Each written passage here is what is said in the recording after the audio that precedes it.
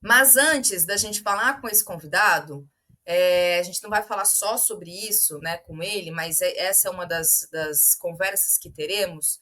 Eu quero trazer uma primeira questão aqui, que é sobre a data de hoje, 1º de abril. A gente está completando 61 anos do golpe civil, empresarial e militar, que aconteceu em 64. E eu vim acompanhando ao longo do dia muitas manifestações nas redes sociais de alguns recortes a respeito de quem foram as vítimas, as formas de violência de Estado que foram implementadas e perpetuadas ao longo dos 21 anos de ditadura. E aí, eu quero colocar aqui, olha só, eu separei alguns recortes aqui, peguei algumas imagens que foram postadas e publicadas de algumas páginas nas redes sociais. Então, essa, por exemplo, é da Anistia Internacional.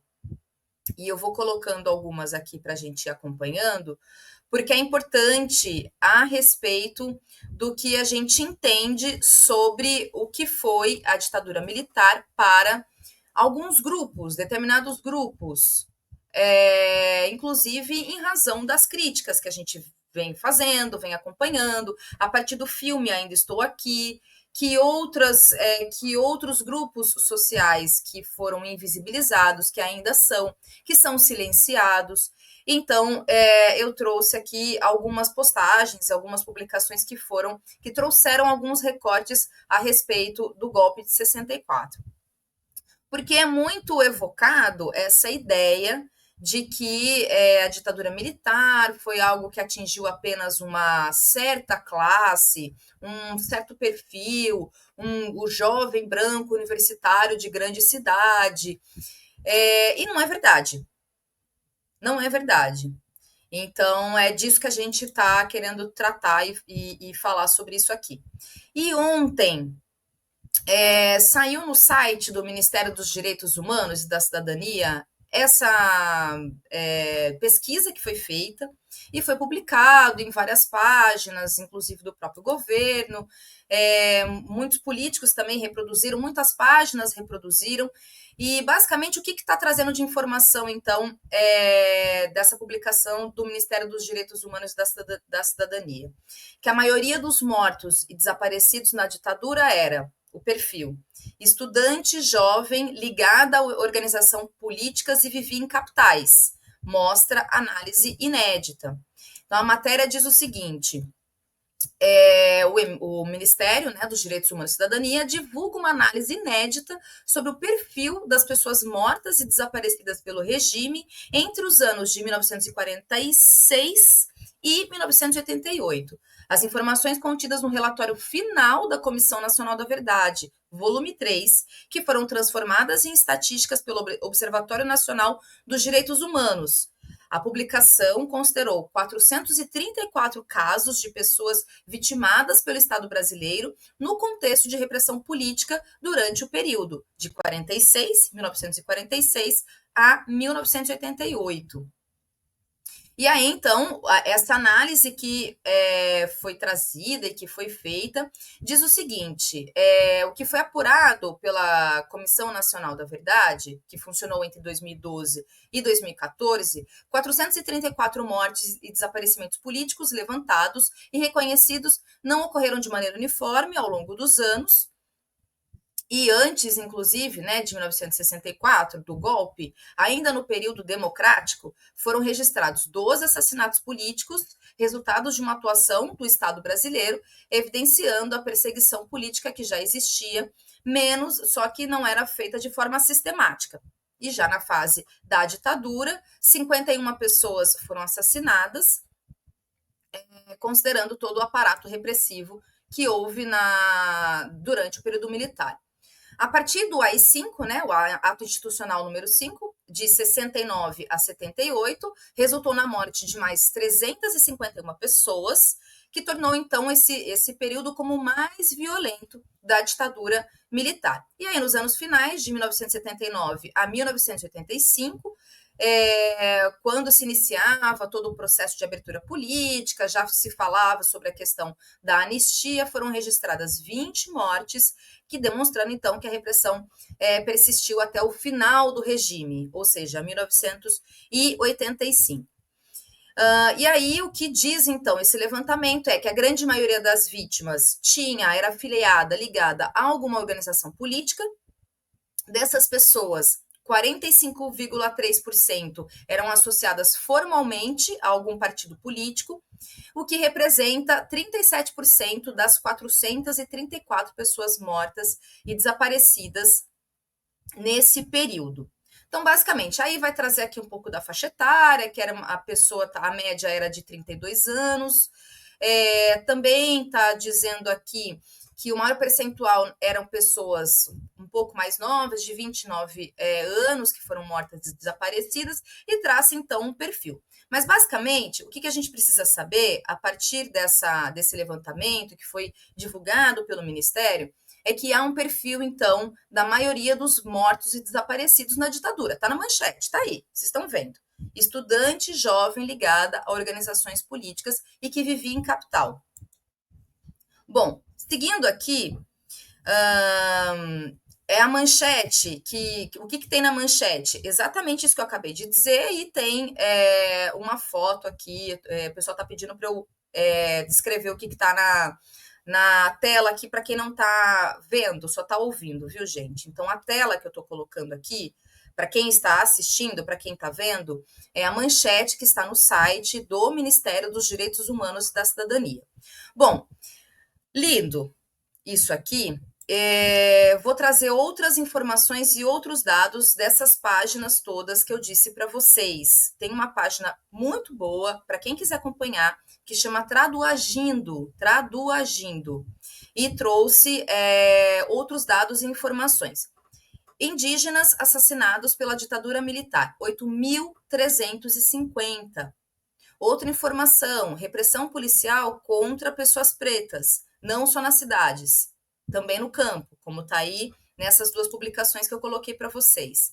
Aqui tem a famosa, essa é uma foto famosa do Cartola, na Mangueira, né, no Morro da Mangueira, que passou por um processo de repressão numa festa da Mangueira, e tem essa foto, então, mostrando que a repressão policial estava presente nas favelas. E aqui tem uma fala da Lélia Gonzalez, falando dos tempos de ditadura, que ela dizia que nos tempos de ditadura, qualquer denúncia de racismo era recebida como uma forma, como uma tentativa de criar um sentimento antinacionalista. Falar de racismo significava dar a vida àquilo que não existia na sociedade brasileira. Na visão oficial, segundo Lélia Gonzalez, não havia grupos raciais, desigualdades entre negros e brancos e discriminação, tampouco preconceitos. Para os generais que comandavam a nação, nada disso fazia parte da nossa realidade. Aí uma outra publicação que foi amplamente compartilhada, divulgada ao longo do dia de hoje, foi sobre esse recorte. A favela foi o território mais afetado na ditadura militar. E aí diz o seguinte, enquanto era decretado o AI-5, as favelas, elas eram incendiadas, né? Então tem esse recorte importante de ser feito.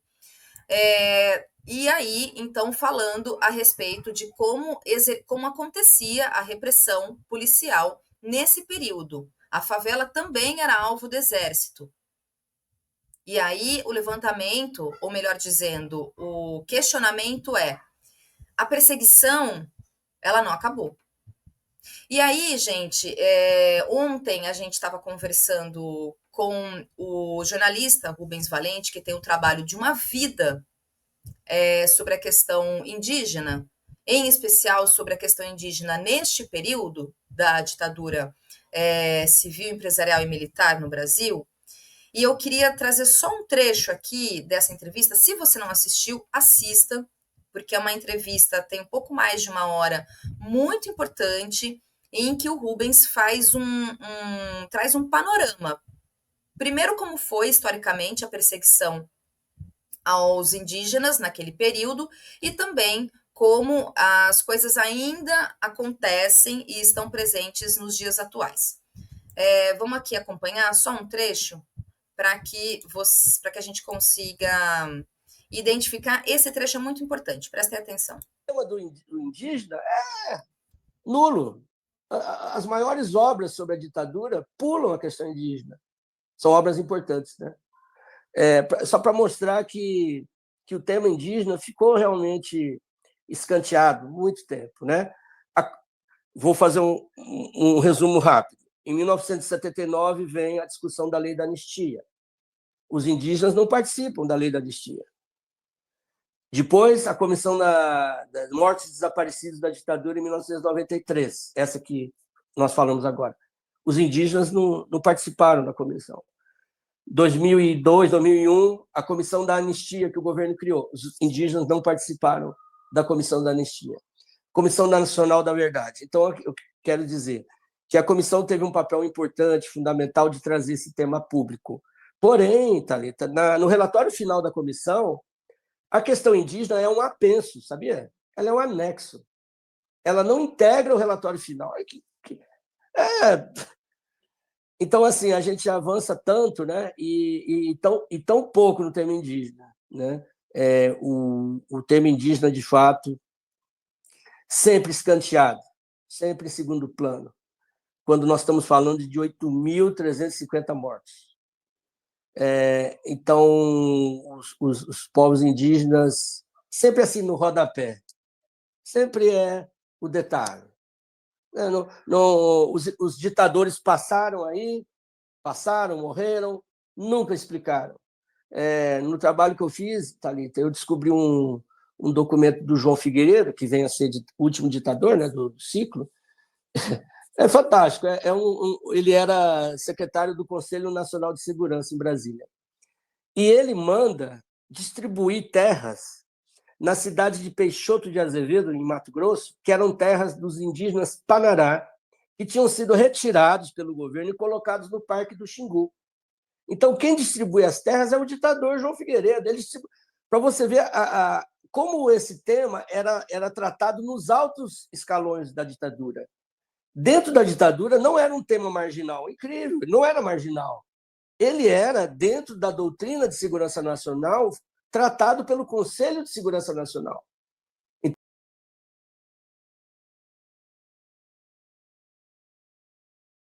Então, gente, esse é só um trecho, tá? Toda a entrevista é muito importante. Eu realmente recomendo que vocês assistam. E aí, ao longo também do dia, a partir então dessa publicação do Ministério dos Direitos Humanos, eu vou colocar na tela novamente aqui para vocês. O Orlando Calheiros, ele é um especialista também sobre a questão indígena e desse período, né, da ditadura militar. E ele fez uma publicação na conta dele lá no Blue Sky, justamente a partir dessa publicação do Ministério dos Direitos Humanos. E diz ele o seguinte, olha só. Ontem mesmo eu falava sobre quão pouco se sabe a respeito da ditadura militar, que os números oficiais representam apenas uma fração das vítimas reais que milhares de indígenas, negros, favelados, camponeses foram mortos e torturados. E hoje o Ministério dos Direitos Humanos faz essa postagem. Porque esta publicação que vocês estão vendo na tela é do site, mas o Ministério, claro, também fez uma publicação trazendo a respeito dessa análise inédita e dizendo, então, quem é a maioria dos mortos e desaparecidos. Estudante, jovem, ligado em organização política e que vivia em capitais. E aí, segue o Orlando dizendo, a análise inédita, ele escreve entre aspas, ignora, inclusive, informações que estão no próprio relatório da Comissão Nacional da Verdade, que lhe serve de base, tanto no volume 1, quanto no volume 2 do relatório, que se fala sobre os números de vítimas no campo serem muito maiores do que aqueles oficialmente reconhecidos. Eu sei disso, pois fui um dos autores do relatório. A postagem do Ministério dos Direitos Humanos e Cidadania reforça uma imagem falsa a respeito da ditadura militar ignora e invisibiliza as vítimas para além das organizações políticas propriamente reconhecidas como tal. Ignora que indígenas, negros, favelados, camponeses morreram lutando contra a ditadura. As pessoas não costumam ter noção do quão pouco se sabe sobre a ditadura militar brasileira, que os números que hoje são oficialmente reconhecidos como vítimas representam apenas uma pequena fração das vítimas do regime militar. Pouco ou quase nada se sabe sobre as vítimas indígenas, sobre os camponeses, sobre as vítimas nas favelas, nas periferias das cidades, e estamos falando de milhares de mortos e desaparecimentos forçados. Populações indígenas inteiras e comunidades ribeirinhas e camponesas simplesmente desapareceram por conta das ações do governo. Chacinas aconteciam aos montes nas periferias das grandes cidades e sequer apareciam nos jornais. A cada ano que passa, essas investigações se tornam ainda mais difíceis. Testemunhas falecem, documentos desaparecem. Por isso que a cada aniversário, aqui ele escreve entre aspas, claro, do golpe em que o governo não se manifesta, não propõe a retomada de uma agenda comprometida com a luta pela memória e verdade, ele contribui ativamente para esse processo de desaparecimento e de esquecimento.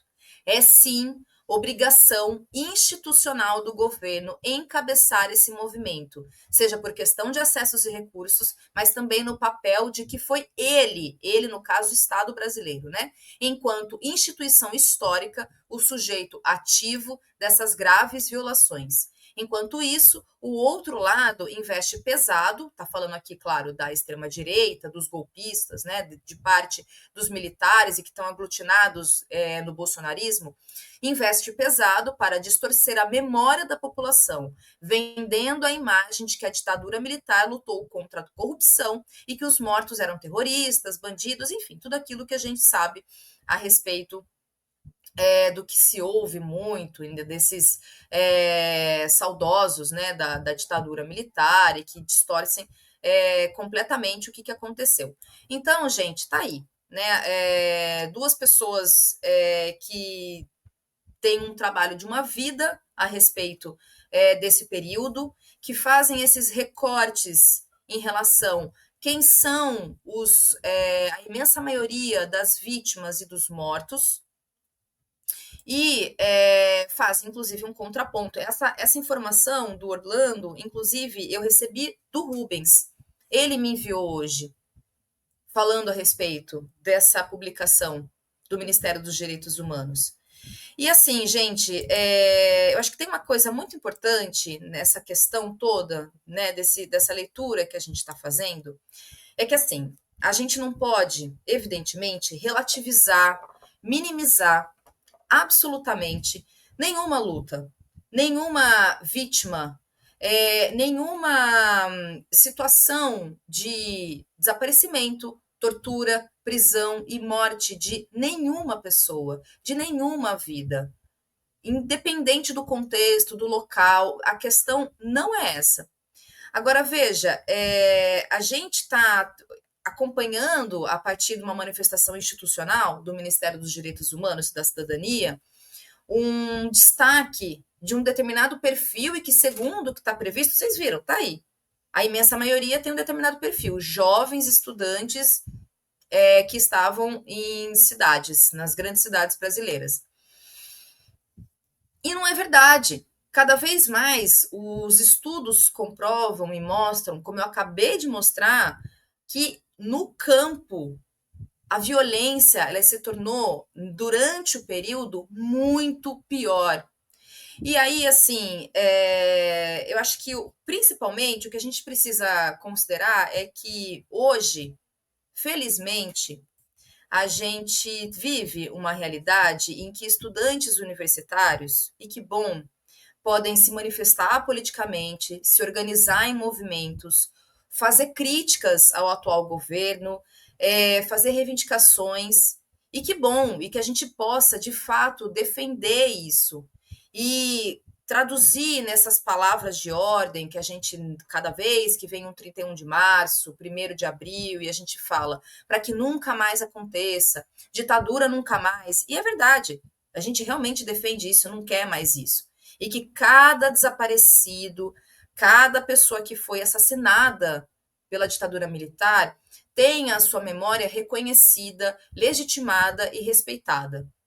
Mas a questão aqui é que quando a gente está falando de violência policial nas favelas brasileiras, de violência no campo, de genocídio contra populações camponesas, ribeirinhas e indígenas, isso não é passado.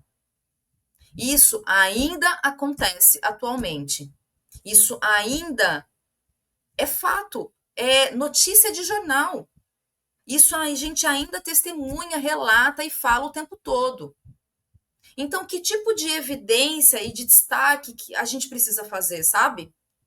Então, é só para a gente ter esse entendimento, qual é o recorte que a gente faz. Por que a gente tem, a partir de um levantamento e de um estudo, e aqui eu estou reproduzindo a fala do Orlando Calheiros, que distorce o que está estudado, visto, comprovado. Quem foram, de fato, aqueles que sucumbiram, na sua maioria, durante o período militar e que ainda morrem. Porque quando a gente está falando de ditadura civil, empresarial, militar, a gente está falando de ditadura, a gente está falando de um modus operandi que ainda acontece. É por isso que a gente precisa dar destaque. Então é isso. Tá aí. Eu realmente espero que, porque tem esse estudo, né, esse volume 3 do relatório da Comissão da Verdade, e segundo, inclusive, na entrevista, na conversa com o Rubens Valente ontem, ele diz isso, a questão indígena, por exemplo, ela é um apêndice, ela é um anexo, quando poderia ser, a partir de um dado estatístico, o elemento central, até para a gente entender o nível de violência que ainda existe nos campos. E não. Então tá aí, gente. Lamentavelmente, a gente tem essa manifestação. Quer dizer, eu não sei se lamentavelmente, acho que é mais lamentável do ponto do destaque mesmo, sabe? Porque quando a gente. Eu tinha um professor, eu tenho um professor, porque ele ainda é meu professor, né? Vai ser meu professor da vida toda, em que ele diz que quando você destaca algo, você faz um recorte, você destaca, tem outras coisas que você está silenciando. E isso não é aleatório. Não é aleatório. Ninguém faz isso de maneira despretensiosa. Isso não é feito sem critério. Então, quando você evidencia um determinado grupo, você silencia todos os outros. Mas que bom que nós temos, vou colocar na tela novamente aqui para vocês, essas manifestações públicas, e as redes sociais podem nos ajudar a pensar as perspectivas todas diante de um período, uma tragédia que a gente viveu ao longo de 21 anos, e que a gente precisa fazer esses recortes todos, até porque, de novo, repito, falarei quantas vezes a gente precisar falar. Essas violências, elas ainda acontecem, elas ainda são perpetuadas.